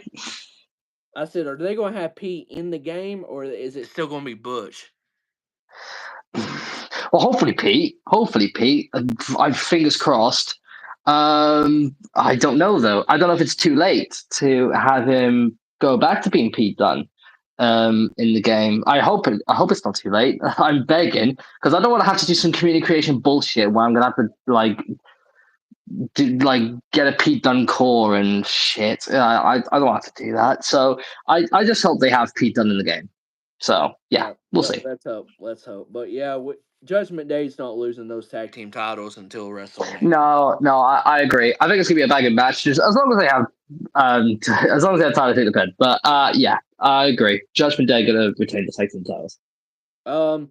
Talk about just the Grayson Waller effect. What you think is going to happen and everything. Low key, I think it's going to be under wraps or something. I think they're going to low key have The Rock or Roman, one of them, on the show. I think Rock might be at the show, or maybe both. Perhaps I could see it. I feel like they're probably gonna get like they're probably gonna interrupt. Probably they're probably gonna interrupt. Have a little bit of a squabble between all four of them. Who knows what it'll lead to? I think this is something that's going to be very unpredictable to predict what it's actually going to lead to. But I could see that easily happening. Hate to disappoint, knowing 2K will be Butch. You never know though. Like 2K have done some things in the past where it's been very short-term notice. Like for example, the Fiend. When the Fiend was first brought into 2K20, I think. Yeah, 2K20, because 2K20 came out literally like right after SummerSlam. And SummerSlam is when the Fiend debuted. And they had his full thing with his entrance and everything. So they've shown they can change things that quick. So hopefully they'll do that with Pete Dunne. But I'm not getting my hopes too high. Yeah. But you never know. But yeah, in terms of this whole segment, I think it's going to be very hard to predict what is actually going to happen. But if I had to predict, I feel like Rock and Roman are going to interrupt and it's going to lead to something. Not a match, obviously. If it's them two involved, it's not going to be a match, but it's going to be a squabble, definitely. Yeah, I just don't. What's the point of having a Grayson Waller effect with Cody and Seth, and that's it? Yeah, you know? Like you got to have Rock and Roman show up and do something. Yeah, I feel like you got to. We'll see. We'll see how it is. Grayson Waller is really good in this role, but he needs to be wrestling more, to be honest. So I agree. I do think Rhea defending against Nia will be the main event, but that's not the match I'm going to talk about last. So we'll go to the Rhea and Nia match. I do think Rhea and Nia will main event because Rhea, Australia. I'll let it slide for this go around, but I don't know. Like the thing is, like, will they be able to put on a match that's worthy of a main event though? Like, I just don't see. Like, for example, you think of main event matches, you think of a match that's going to go on for like 20 minutes, like it being like. I mean, I see it being back and forth because there's like two very physical women, but like what I mean. I don't see that being like a classic or any shape of the word. So I don't know. Maybe they may like very surprise me, but at the same time, I could see it actually main eventing because of the whole Rio Australia thing. So yeah, it could go either way. I will say this about the match. Could it be a dud? Yeah, it could be a dud. Um, I personally am going to go out and say it will not be a dud. I think it will be a good match. Actually, I think it will be a solid match. Um, and I feel like if they need to make it a very good match, they have to make it fucking physical. Like I'm talking like major physical. I'm talking like Rhea Charlotte levels of physical, like what they did at WrestleMania, like that level of physicality. That's what I need. I think with this as well. Not Naya is going to see all these people, opinion and all that, saying, "Oh, is it going to be a good match? Is it not?" And I just have a feeling that she's going, and I have a feeling she's going to try to prove people wrong. I just have a good feeling that she's going to. So, I mean, she's had good matches in the past. To be fair to her, like some matches that have surprised me in the past. One of them being against Ronda fucking Rousey. So I mean, anything. If Ronda and Nia can be a good match, then anything can happen in my eyes. But who knows? yeah. But I think, nevertheless, I think Rhea is coming out as champion anyways. I mean, it makes sense. She doesn't need to lose before WrestleMania. I don't think she will lose at WrestleMania. I don't know yet. I don't know where my gut feeling has with that. But only reason I say I think this is going to main event is you're going to have a Rhea and Becky stare down at the end. Probably. So, but yeah, I guess we're both in full agreement that Rhea's retaining. That is plainly obvious. Yeah. All right. The men's elimination chamber, which is the match that should main event, I believe. It's the match that I would have main event, but yeah, I'm not booking the show. But damn. Men's chamber: Drew McIntyre, Randy Orton, Bobby Lashley, Kevin Owens, Logan Paul, and LA Knight. Yeah. Okay, good. I'm glad you did that. I was waiting for you to do it because I didn't want to do it.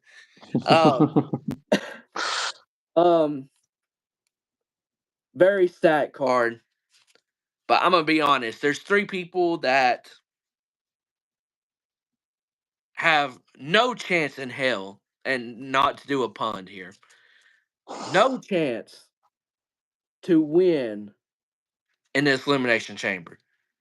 Logan Paul, Bobby Lashley, and wait, list the rest. Kevin Owens. Yeah, well, yeah, but I meant like the rest of the people in the match, so I could guess. But yeah, Kevin Owens, Kevin Owens is that third name. Yeah. So the 3 remaining are Drew McIntyre, Randy Orton, and LA Knight. LA Knight. Yeah, that's probably is the 3 most likely. I would say the 2 most likely are probably McIntyre and Randy. That's my personal opinion in terms of who's the most likely. I think LA Knight will make it to the final 2. I will say that. I think it's going to be McIntyre and LA Knight final 2. Oh, okay. So wait a minute. What's your order? What's your order? All right, let's go then. So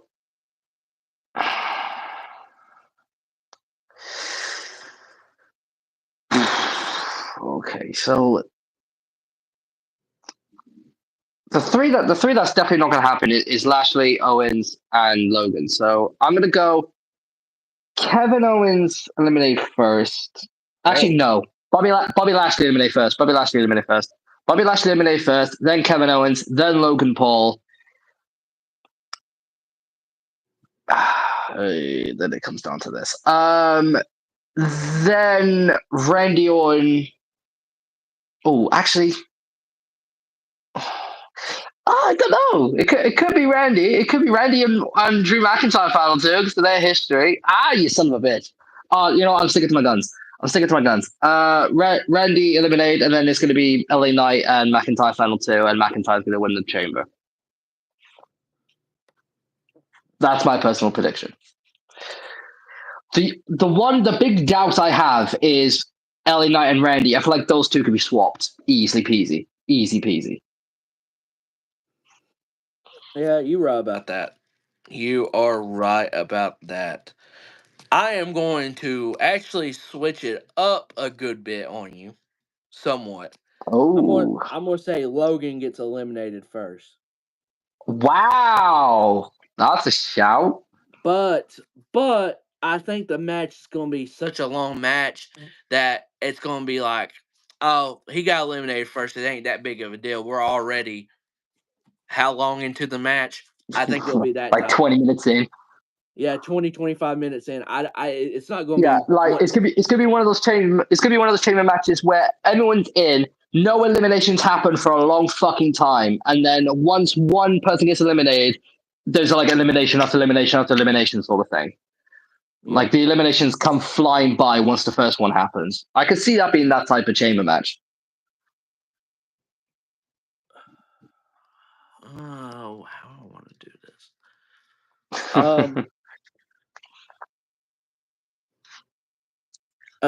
So we are going to agree with Kevin Owens second, and then I got Bobby Lashley third. Wow, Lashley lasted not long. That's a surprise for me, but it could happen. Only reason is I see Lashley like spearing KO or something, and it's going to be a big spear, get a pinfall, and then I feel like Orton just comes out of nowhere with the RKO, and that's how he eliminates Bobby like that. I think Bobby it could be Bobby second and KO, but whoever it is, whoever eliminates each other, for me, I feel like the other's going to be eliminated like right after. Right, yeah. It's going to be one of those types of things, yeah. And then we're going to have the final three. And the final three for me and for you is easy. I think it's got to be Randy, LA Knight, and Drew. Yeah. Oh, shit, this is tough. Damn. Drop the pen for a second. I got to think here. Who is going to get eliminated? Well, I think I know who you're going for to win the whole thing. I think you're going with LA Knight. It's just who's going to get eliminated first out of McIntyre and Orton. I don't know if I'm going LA Knight. I do not know. I do not.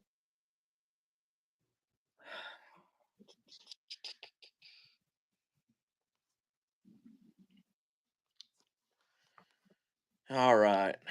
I'm putting my order down and then I'll talk about it.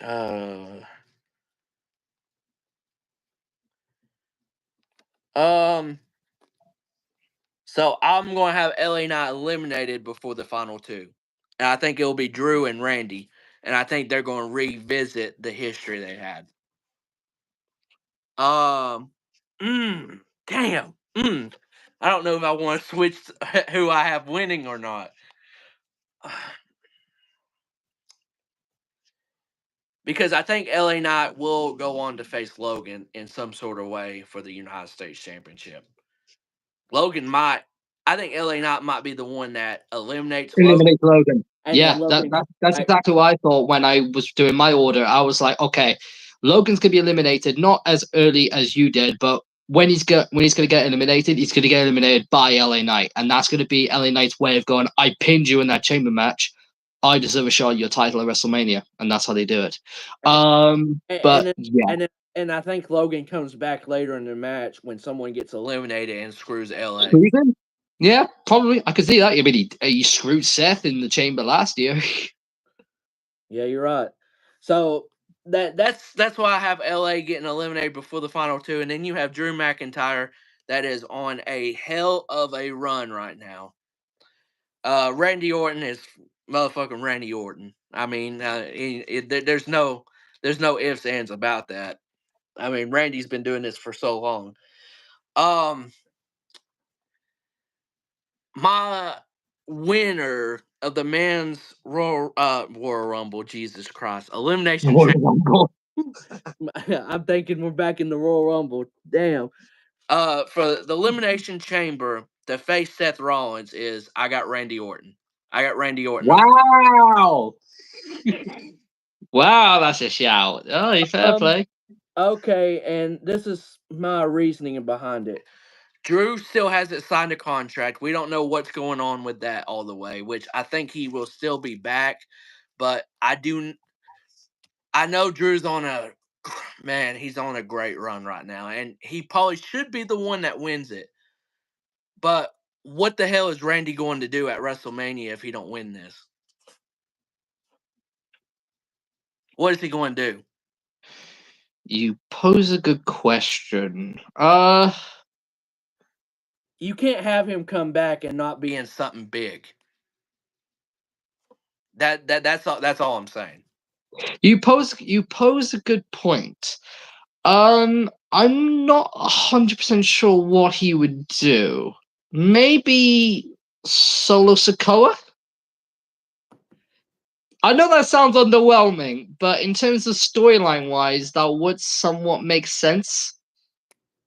But to be honest, I don't really know. But me personally, I have McIntyre winning the Rumble. Just not Rumble. Fuck it. Now I've done what you've done. Look what you did, Tyler. Fuck off. Look what you did, Tyler. God damn it. I have him winning the Elimination Chamber because of, like you said, the run he's on. In my personal opinion, this heel run of like hating on CM Punk, being CM Punk's biggest hater or just being the biggest hater in the world ever. I personally think this is some of his best character work in his entire WWE run since he's come back.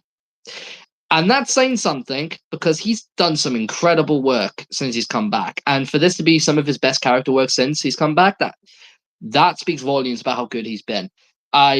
Everything he's done, I've been keeping eyes on. Like everything from his segments to his matches, to his tweets. Like every single time he posts, I have his Twitter notifications on. That's how bad I've been keeping an eye on his Twitter. I have his notification. I don't have any wrestler notifications on because I just don't frankly care enough to have a lot of notifications on with wrestlers and stuff. You're right about that. But I have his on because I piss myself laughing every single time he tweets something. Like everything he does, it just is hilarious to me. So, and in my opinion, he is one of the best, if not the best heel in the company right now. So I would personally just go ahead and say he deserves that opportunity. He deserves that. He deserves a shot at the title for me. So he needs to win the chamber, and I would go all the way. Fuck it, and have him win the world title at Mania. I personally think he deserves it. He deserves also his moment winning the title in front of a crowd that he was robbed of a few years ago due to COVID.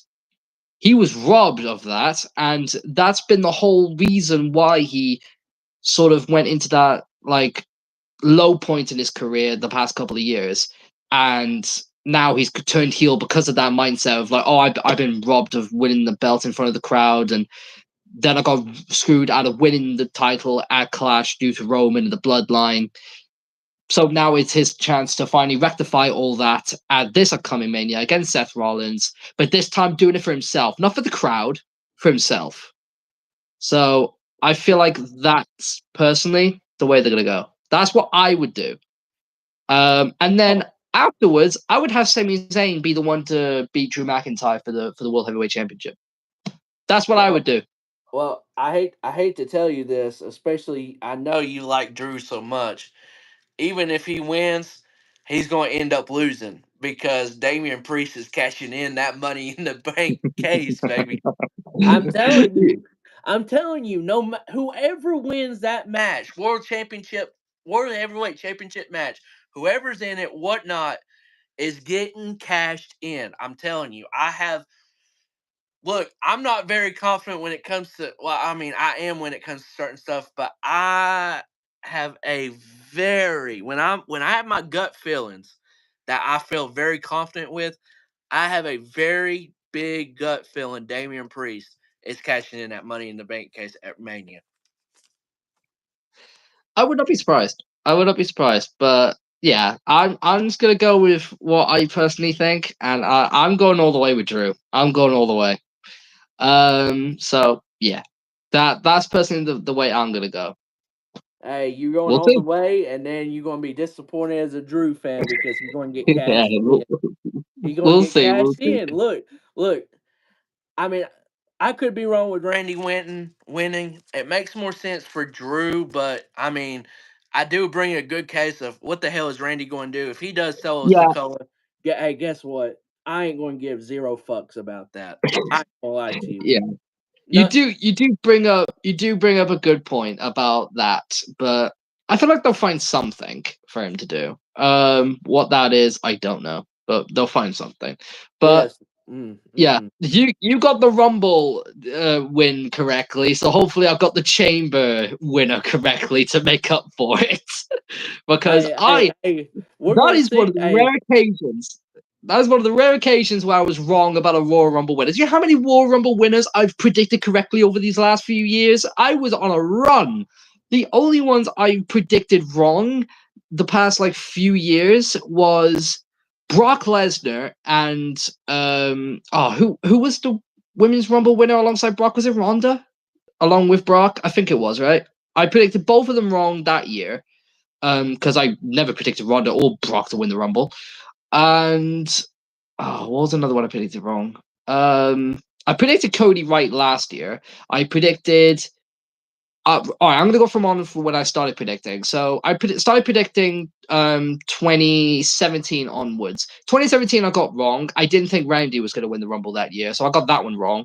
2018 I did predict Nakamura and Asuka to win the Rumble, so I got both of them correctly. 2019, I did predict Becky and Seth, so I got both of them correct. 2020, 2020 was Drew, so I got that correct. And 2020, that was Charlotte. I predicted that correctly as well. So I was on a fucking tear during those 3 years. Just predicted correctly after one after another. 2021, Brock and Ronda, both of them wrong. That's where my streak ended. 2022, I got Cody. No, Cody was 2023. 2022 was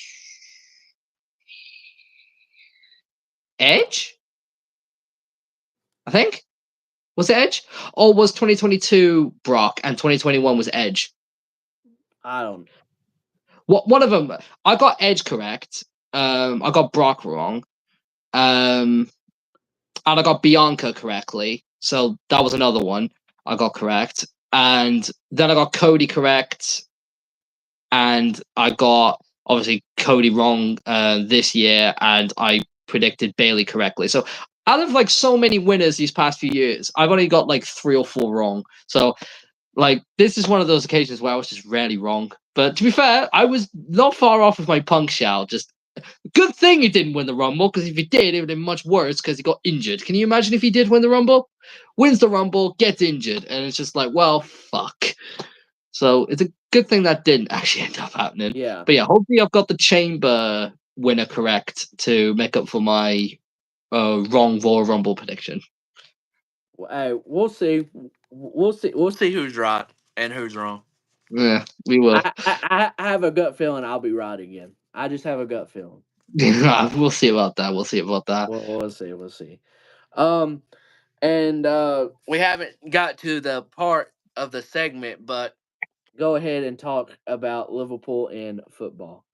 Alrighty, so basically, the main things to go over are the fact that we're still top of the league. Despite, yeah, put them ones up where first, top of the league, baby. By 5 points. 5 points. But City do have a game in hand, to be fair to them, so they can close that to 2. But we are ahead. even despite the injury crisis, the mad injury crisis that we're going through right now, it is honestly beyond a joke how many of our players got injured in the space of 2-3 weeks.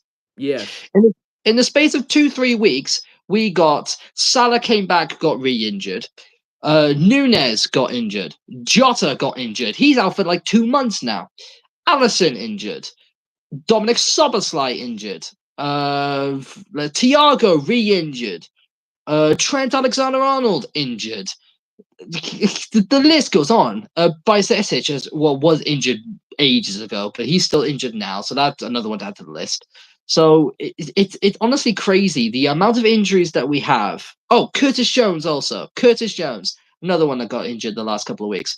So put in all of those players. Most of those players start for our team, by the way. I would say the ones who start are Nunez, Salah, Dominic Soboslai, Curtis Jones, Trent Alexander-Arnold. That right there is 5 starters. Easy peasy. And even despite all of those players being injured, we went ahead and beat Luton Town 4-1. Even though, yes, we did go 1-0 down in the first half, which, yes, did have me scared. Because in the first half, we were creating chances beyond chances, but we were not putting them away. Especially one man, Luis Diaz, who was getting all of the chances in the first half. And my God, he could not put them away to save his life. And I was getting frustrated because I knew if it was, for example, Jota in that position or Nunez or Salah, they would have gone in.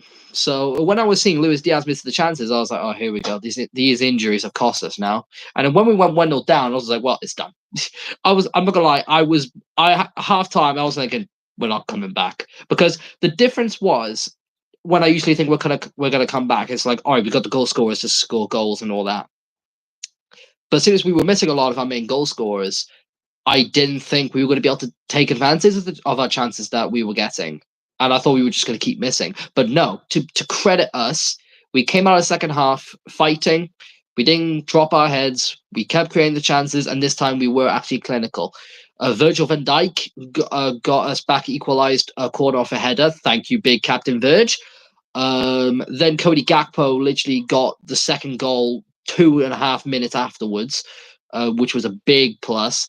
So that got us believing, and then we just never looked back. We dominated since, and Luis Diaz finally got a goal. And actually, the funny thing is, the goal he scored was a more difficult chance than the ones he missed in the first half.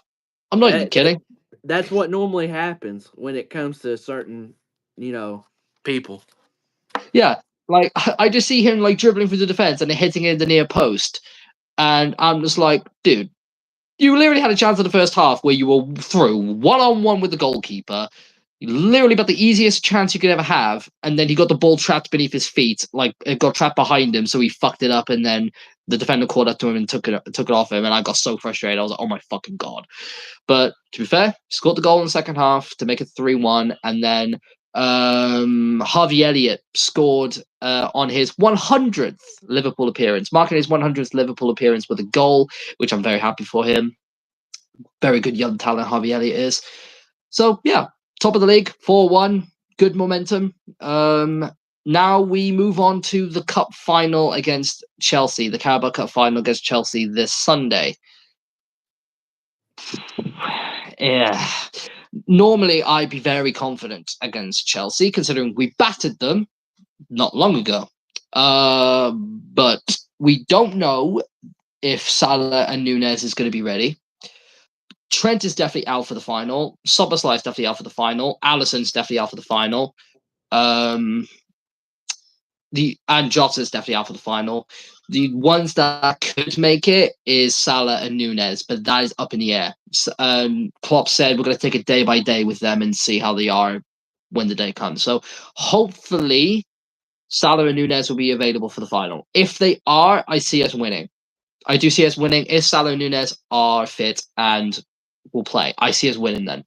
If they're not, I don't know. Cup finals are dicey games.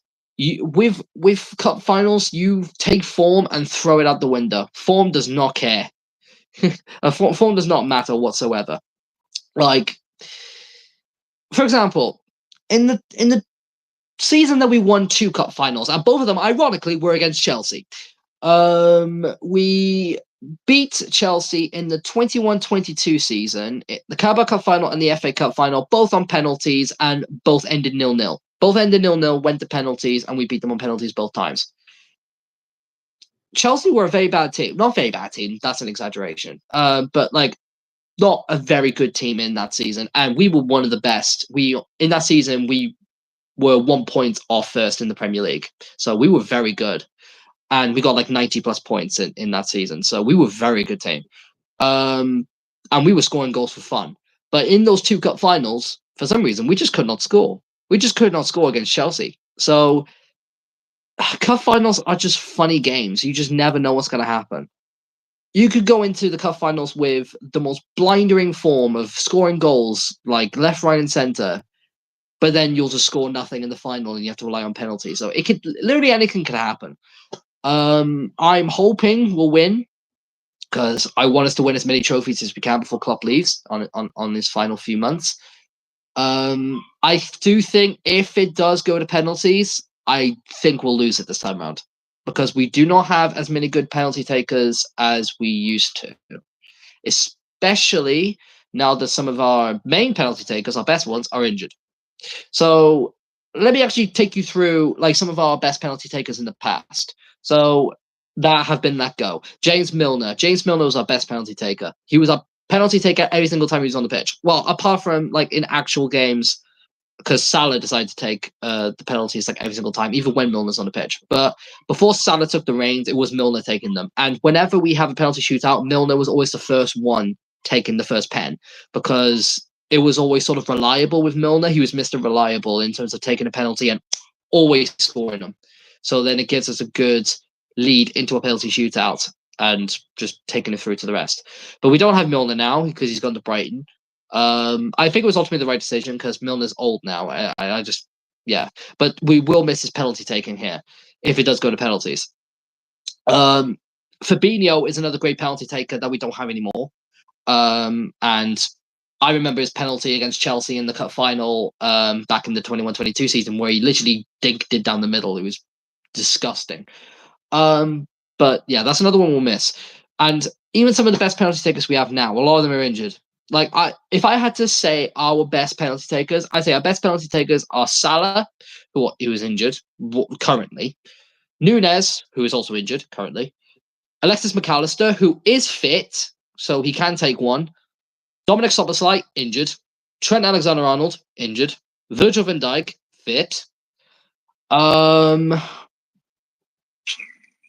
trying to think who else would probably be our best penalty taker. Diogo Jota, injured. Beyond that, I'm not too sure because the rest of the players, I haven't really seen their penalties. Well, some of the newer ones, like for example, Gravenberch, I haven't seen him take a penalty before, so I don't know how good his pens are. Endo, same thing. I don't know how good his penalties are. So if Endo takes a penalty, I have no idea how good he'll be.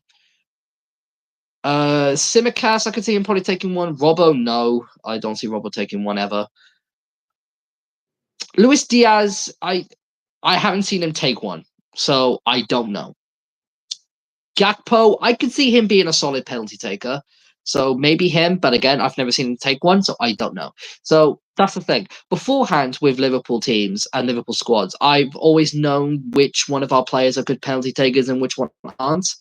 This team, not so much. Like, I could pinpoint some of who I think are our best, but there's others where there's like question marks of how good or how bad they are at penalties. So if some of them do end up, like, say, for example, if we pick out our 5 best, I'd say our 5 best now who are available are Alexis McAllister, Virgil van Dijk,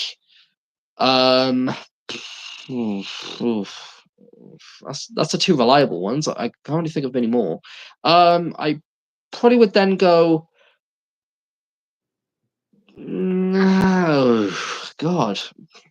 Really not many more because the rest are like inexperienced ones. I guess Harvey Elliott, I've seen him take one in the 21-22 season. He scored it, so I could probably rely on him to take one. I probably then would go Gakpo as like a guess. And then probably maybe Gravenberch, but that balls out for that one. So yeah, who knows? If it does go to penalty shootout, I'm gonna be incredibly. I mean, I'm incredibly nervous every single time it goes to a penalty shootout because penalty shootouts are honestly the most nerve-wracking thing of all time. Wait until you witness a penalty shootout with Liverpool in person when it's live, Tyler, because it's honestly the most nerve-wracking shit ever. I love penalty shootouts when it's my team not involved, but when they are involved, I hate penalty shootouts. Even when we win them, I hate them because of how stressful they are and how much they have my heart pumping out of my chest. So yeah. If it goes to a penalty shootout, I won't be confident because I know Chelsea do have some good penalty takers. So it will be a very close one. That's why I hope we can win it in 90 minutes. If we win it in 90 minutes, sound. Just get over and done with. No extra time bullshit, no penalties, just win it in 90 minutes. That's what I hope. But we'll see. I'm not going to say we'll definitely win because if I say we'll definitely win, we're losing because I know how football works with jinxing shit. So I'm not saying we're going to win. I'm not saying we're going to lose. I'm just saying anything could happen because a cup final is just one of those things where literally anything could happen. So what I will say, we do have the previous match advantage over Chelsea in cup finals recent times. Our past 3 cup finals against Chelsea have all been won by us in penalty shootouts, which makes me scared that we're going to have another one. So yeah, because we won the Super Cup, we won the FA Cup, and we won the Carabao Cup in our last 3 finals against Chelsea. So hopefully this will be another one we could just add on. But a part of me also thinks, is it only a matter of time now where Chelsea's going to get their one back and they're finally going to win a final against us and it's going to be this time round? Who knows? But we'll see. I'm excited for the game. I always love cup finals, so we'll see. But I'm not gonna do a score prediction. I'm not gonna do a who's gonna win prediction because fuck that shit. I never do that for cup finals ever because I know it's a jinx. For normal games, I don't mind as much, but for cup finals, I never do that. So yeah, I'm just gonna say, let the better team win. May the better team win, and hopefully we can get the job done. Yeah, that's right. That's all I gotta say. That's right. Hopefully we do win, but we'll see. We will see. But other than that, I don't really have anything else. If you do, but I don't have Nope. anything else. I mean, I don't have anything. we literally talked about a good stuff this 2+ hours that we went. So, it'll be interesting. Elimination Chamber. If you in the United States, just like I am, 5 a.m. baby, 5 a.m. Mm-hmm. Oh, and let's just hope that work thing. I'm on the right side, so I can, No, I'm just playing. I would never do that. So,